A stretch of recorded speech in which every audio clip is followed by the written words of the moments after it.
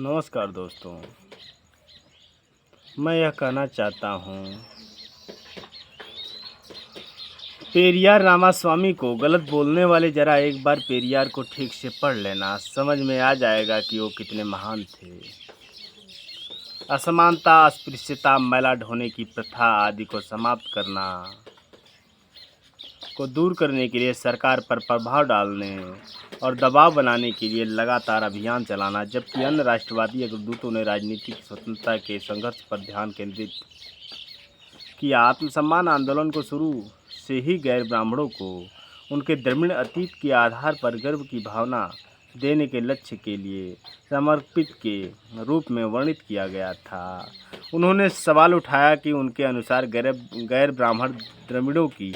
अधीनता थी, क्योंकि ब्राह्मण गैर ब्राह्मणों से उपहार और दान का आनंद लेते थे, लेकिन सांस्कृतिक और धार्मिक मामलों में गैर ब्राह्मणों का विरोध करते थे और उनके साथ भेदभाव करते थे। उन्होंने अपना रुख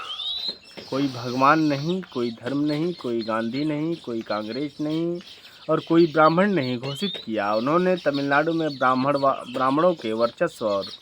लैंगिक और जातिगत असमानता के खिलाफ विद्रोह किया। 1952 में पेरियार आत्मसम्मान आंदोलन संस्था को पंजीकृत किया गया तथा संस्था के उद्देश्यों की सूची इस प्रकार है।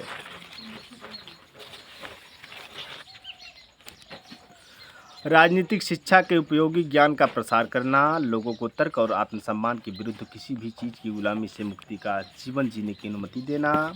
समाज में अनावश्यक रीति रिवाजों, अर्थहीन समारोहों और अंधविश्वासों को दूर करना, वर्तमान सामाजिक व्यवस्था को समाप्त करना जिसमें जन्म के आधार पर जाति, धर्म, समुदाय और पारंपरिक व्यवसायों ने लोगों के बड़े हिस्से को जंजीरों में जकड़ रखा है और उच्च और निम्न वर्गों का निर्माण किया और लोगों को समान अधिकार देना, अस्पृश्यता को पूरी तरह से मिटाना और भाईचारे पर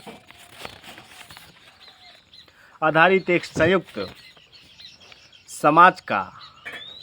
की स्थापना करना, महिलाओं को समान अधिकार देना, बाल विवाह और एक संप्रदाय के अनुकूल कानून पर आधारित विवाहों को रोकना, प्रेम विवाह, विधवा विवाह, अंतर्जातीय और अंतर्धार्मिक विवाहों को संचालित करना और प्रोत्साहित करना और सिविल कानून के तहत विवाहों को पंजीकृत करना और अनाथों और विधवाओं के लिए गृह स्थापित करना और उनका रख रखाव करना और शैक्षणिक संस्थान चलाना। 1925 से आत्मसम्मान के दर्शन का प्रचार पेरियार की पूर्णकालीन गतिविधि बन गई। 1925 में एक तमिल साप्ताहिक कूडी आरासु शुरू हुआ, जबकि